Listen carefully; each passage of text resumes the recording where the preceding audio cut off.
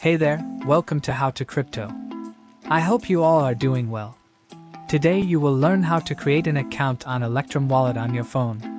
Before I start this video, be sure to subscribe to this channel and do not forget to click on bell icon. So let's begin. If you haven't downloaded it yet, then download the latest version of Electrum from electrum.org or simply download it from Google Play. Once you have downloaded the Electrum Wallet on your phone, run it. Now wallet creation process starts. Click on Next button. Here you have to choose one of the options. And click on Next. Click on Create a new seed. And hit Next button. Now write the seed phrase and click on Next. Enter new password and click on Next. Again, confirm your new password and click on Next.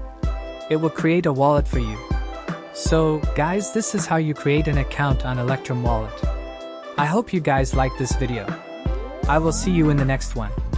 Thank you guys for watching this video, and make sure to subscribe this channel and don't forget to hit the